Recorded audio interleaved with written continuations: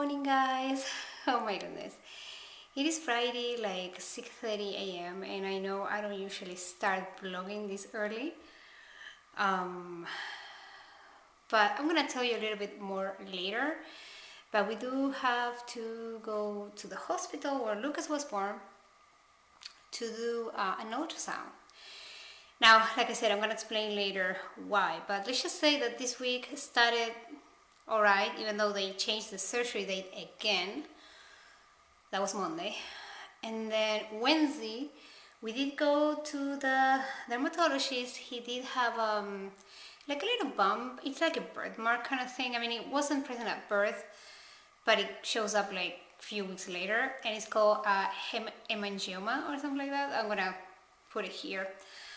And it's nothing serious or anything like that. But we did go to the dermatologist, like I said, on Wednesday. And let's just say that she kind of got me all scared. I mean, and it's not that she said that you have to do an abdomen ultrasound, but she suggested it. And I said, all right, let's do it. Hello, everyone. Why that face? Lucas, why that face? He's making a sad face. Why you give me that pout? That pouty face. It's lunchtime and I'm gonna have some fish, some avocado with some cilantro, salt, and pepper, and some veggie cream cheese, and some ketchup. That's it, guys. Yeah, I will talk to you in a little bit. Hey everyone, okay guys, excuse my crazy hair. Yes, I do need to take a shower and fix this hair. It's a mess, but now that I have more time, I want to finish telling you what I was telling you this morning before we went to the hospital. So, like I was saying, and I didn't even tell you guys about this because I thought it was going to be a quick thing, of just going to the doctor and she was going to prescribe some, topical lotion or whatever or medicine, and that was going to be it. Well, so we went there Wednesday, like I said. And so, she started examining him. I showed her the hemangioma that is called, that he has here. It's not too big. Like, I've seen some pictures and they're like pretty big and right on the face. And his is like somewhere hidden in the scalp and like he has so much hair that you cannot see it. So, and it's not too big.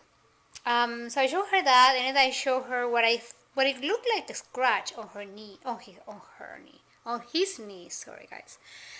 And she explained to me that was an hemangioma too. Now, that's very, very common in babies, in kids. Especially, they say, it's more common in baby girls for some reason, but, of course it can happen in boys, like Lucas. And it also says that it's pretty common, it's also more common in preemie babies, and Lucas was a preemie. So anyway, so I thought that was going to be it, and so she started examining him, and she realized that he had like 5 of those very, very, very tiny, tiny ones. Like you cannot almost see them, like super tiny. I did forget to tell the doctor. I was so, after what she said, after something that I'm going to tell you now, I was so upset that we were going to have to do that ultrasound that I forgot to tell her that I do have those as well. Because those either they come out right after you're born and they go away on their own around the 1st or 2nd year of life, or you start getting them, like in my case, when you're like after 30, just about after 30. And my mom has them too. My mom has them, I have them, and they are completely benign. There's nothing wrong. It's not cancer or anything like that. But at the same time as you have them on your skin, you can have them in your organs, right? Like internal hemangiomas. But again, unless they are super big or they cause any problem, like they affect the organ or they affect surrounding organs or anything like that, there's really nothing you have to do. Just monitor them, make sure they don't get too big or if they don't give you any symptoms of anything like pain or whatever, that's it. Many people don't know they have them because they like I said, they cause no symptoms, so they only realize that they have those when they go and do some ultrasound for something else, and that's when they see them. So Anyways, and this was optional too. It's not that she says you have to do it. Like, she didn't say I want you to get this done. um, she said he had 5 of those, and usually when they have 6 or more, that's when they order the ultrasound. So she suggested that it was a good idea, blah blah blah, to get it done. And the first thing I just came into my mind, it was to say yes. I was like, yeah, sure, right? And I looked at my husband and said, should we do it? And he said yes.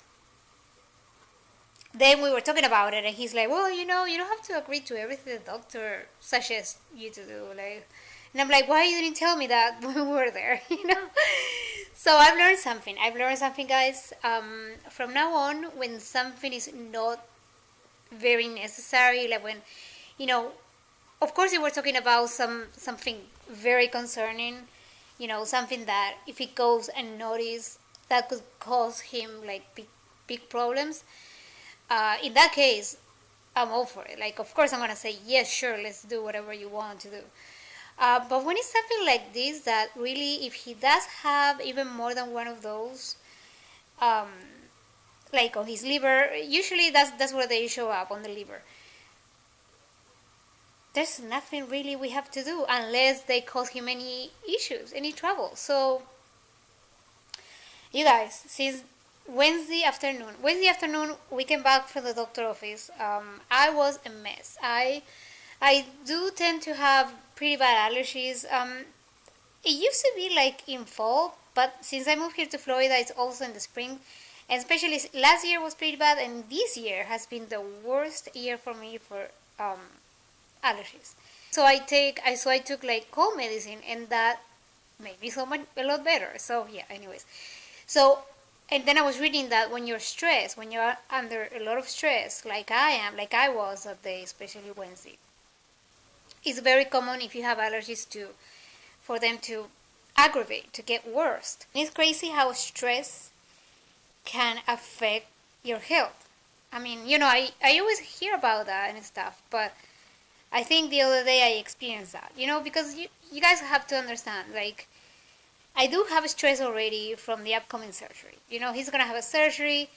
He does have Williams syndrome, and we know there's an added risk for kids with Williams syndrome. I mean, like I said, 99.9% of the times, everything goes amazing.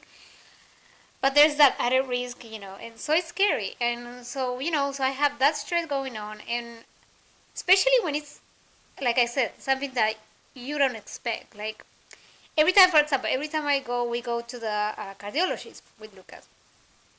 In that case, I'm always more ready for the doctor to say, hopefully, he will never say anything. But, you go to a cardiologist, you're a little bit more ready, I guess, for the doctor to be something's getting worse. We're going to have to do some catheterization or some surgery. Somehow, I think I go more prepared there, and that's why I don't enjoy going to the cardiologist, but we have to go, and every time we go and things are stable, it's like a big relief. But when you go to a dermatologist, in fact, all the people that I talked to, when I made the appointment and stuff, they thought this doctor was his primary care physician. They thought she was his pediatrician. And I was like, no, not at all. I said, no, she's a dermatologist. You guys, I wasn't expecting, I think that's one thing that really bothers me, that I wasn't expecting that simple visit to the dermatologist to turn into this. These last couple of days, my anxiety has been off the roof. This morning, I didn't even want to have a coffee before we left. I couldn't eat anything. I had a little handful of cashew nuts when I came home, and that lunch that you guys saw on the video, that's my first real meal today. Seriously, I haven't been working out. I haven't been getting up early like I usually do. I haven't been doing anything. All the things that would usually would bring me joy, these last couple of days, I didn't want to do any of that. All I wanted to do was sleep. If Lucas would take a nap, I would just nap next to him. And that's bad. For me, that's bad. That's almost a sign of depression, in my opinion. So if it makes any sense, I feel these last couple of days I've had a mix of depression because I didn't feel like doing anything.